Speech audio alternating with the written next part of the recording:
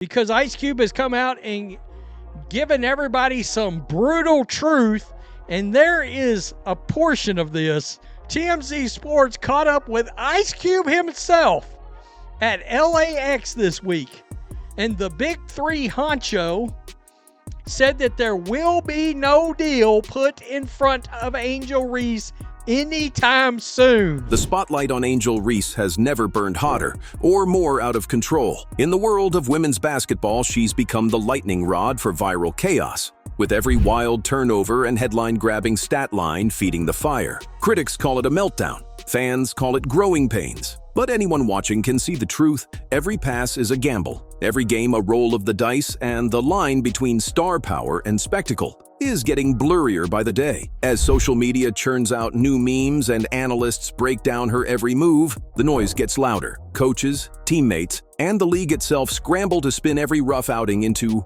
progress, even as the highlight reels turn into blooper reels and the crowd grows restless. For every double-double, there's a dozen moments of chaos. Errant passes, awkward footwork, and the kind of stat padding that looks better on paper than on the scoreboard. But just as the circus reaches its peak, the unthinkable happens. Ice Cube, the iconic face of the Big 3, steps in and shatters the narrative with one brutal truth bomb. The $5 million offer everyone's been buzzing about was never for Reese. Not a single call, not a single conversation. The deal was built for someone else entirely. And in an instant, the conversation shifts from on-court disasters to off-court reality checks. Now the league is forced to face the question everyone's been dodging. Is hype enough to hold up a superstar, or do the numbers finally matter? As the fan bases clash, the sponsors take sides, and the headlines explode, one thing is clear. Women's basketball is headed for a reckoning, and nobody is safe from the spotlight. Sorry, Angel Reese, the $5 million offer was only for Caitlin Clark.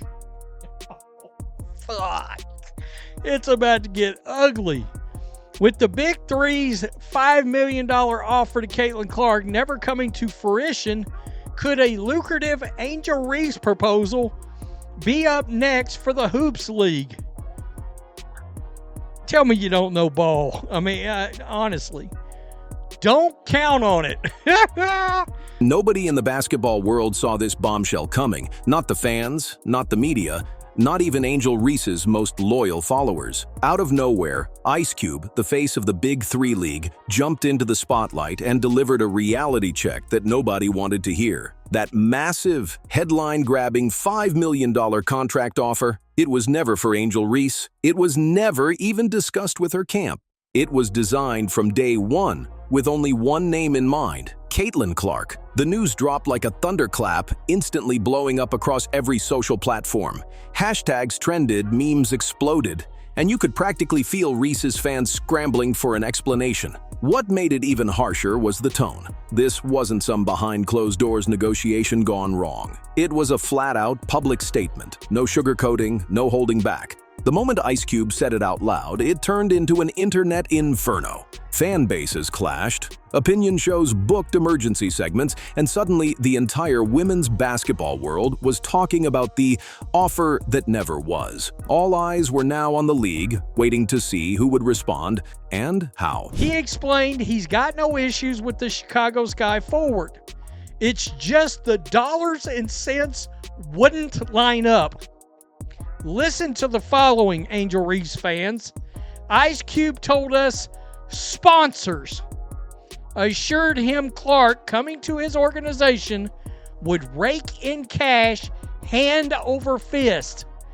But, quote, they didn't tell us the same thing about Angel Reese. As soon as the news started to cool off, Ice Cube came back for round two, this time breaking it down in even starker terms. He told the world exactly why the offer never even crossed Ace's path. The real story. It was all about the cold calculus of sponsorship money and TV draw. Cube explained that sponsors and network partners weren't just interested in Caitlin Clark. They saw her as the ticket to record-breaking profits. Clark would rake in cash hand over fist, he said, and the sponsors didn't mince words. For Angel Reese, the enthusiasm just wasn't there. The hype might be strong on Twitter, but it's not hype that makes the deals happen. It's who actually puts butts in seats and eyeballs on the broadcast. Cube's message landed hard, especially for fans who thought charisma and social clout would level the playing field. For the first time, the business side of basketball was laid bare for all to see, and it hurt. Cube initially sent the offer Clark's way when she was an Iowa Hawkeye. She would have only needed to have played in 8 regular season games and potentially 2 playoff games to earn the exorbitant amount of cash. Thinking about that. 8 regular season games, 2 playoff games. She, of course, ultimately turned down the deal and went on to sign with the Indiana Fever. The social media fallout was fierce. Angel Reese's army of fans refused to back down, flooding Instagram and TikTok with support, spinning every stat and moment in her favor. Commentators and meme makers went to work, trying to turn the tide or at least dull the embarrassment. But the numbers told a different story, and the sponsors already had their answer. Clark's offer was never about flash, virality, or who could trend the hardest for 24 hours. This was a business deal built on audience data and the kind of ticket sales most athletes only dream about. For every hashtag AR5 trending post, there were cold, hard numbers saying who really filled arenas and who didn't. Reese's supporters could post all day long, but when the ink dried, her offer simply never existed. The table was cleared before anyone else could even take a seat. And that's how, with just a few words from Ice Cube, one of the year's hottest sports debates was turned upside down. Ice Cube, just being a smart businessman, a certain demographic won't be too happy with him being honest. So Ice Cube's literally saying, we sat down, looked at the actual figures, and the draw wasn't there. The fever wasn't there. No pun intended. Angel Reese was not going to be able to bring in the amount of eyes for the sponsors and for the league for him to justify that offer. Even as social media battles raged on, Ice Cube refused to budge. He doubled down, speaking like a seasoned CEO who's seen 1,000 hype trains come and go. In every interview, every podcast, he made it clear this wasn't about clout, trending hashtags, or emotional outcries from fans. "I'm a businessman, not a hype man," Cube said bluntly, reminding everyone that basketball is an industry first. The numbers, not the noise, move contracts. He pointed out that every sponsorship deal, every TV slot, every big payout had to be justified by hard evidence. Viewership, attendance, sales. If the Caitlin Clark effect was off the charts, the AR5 effect was still just potential, not profit. Even the league, he hinted, knew which way the wind was blowing. This honesty cut through all the online drama sharper than any dunk or viral moment. Fans could protest all day, but they couldn't rewrite the financials. Yikes! The Fever versus Sky game is a nationally televised ABC game today. No Caitlin Clark. WNBA better start watching those ratings down the drain. Today is going to be very interesting to see the ratings.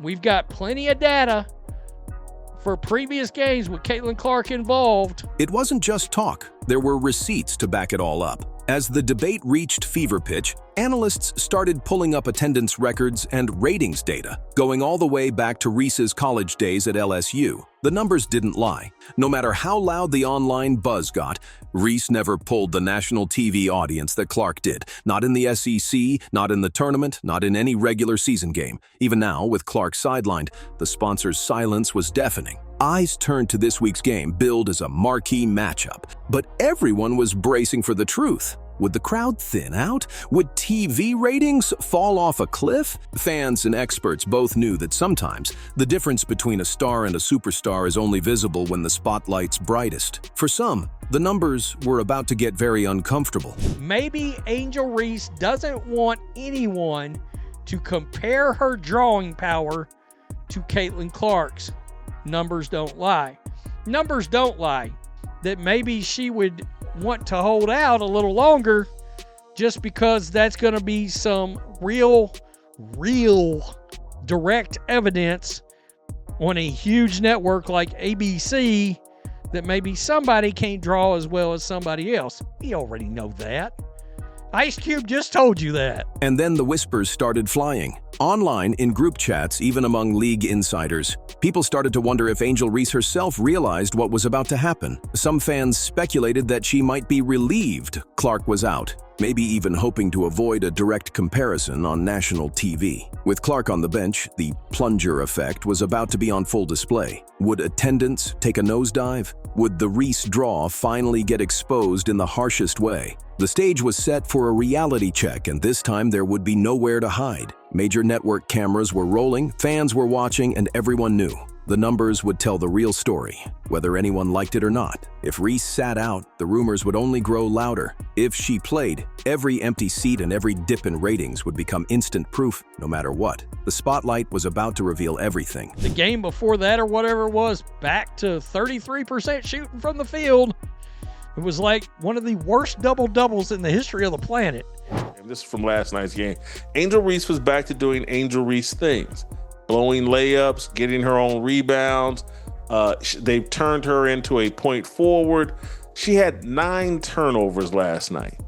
I think her plus minus was minus 19. And just as the tension reached its boiling point, the broadcast commentator threw gasoline on the fire. He called Reese's latest double-double one of the ugliest in league history, and didn't stop there. He broke down every stat, every turnover, every forced shot, pointing out that sometimes numbers hide more than they reveal. The warning shot was loud and clear. Without Caitlin Clark on the court, the entire league's ratings could fall off a cliff, leaving everyone scrambling for answers. Fans felt it, players heard it, and even the league office had to acknowledge it. This was a turning point. Would the WNBA finally confront the uncomfortable truth about who really drives its success? Or would it keep dodging, letting pride and PR get in the way of facing cold, hard reality? The spotlight was now burning brighter and colder than ever before. What happened next wasn't just about one game, one player, or one contract. It was about the league's future, and for the first time, everyone was being forced to look in the mirror. One thing was certain: business as usual wasn't going to cut it anymore. So, what do you think? Does Angel deserve a $5 million contract? Drop your thoughts in the comments, like, subscribe, and stay tuned, because the WNBA world is getting more interesting every day.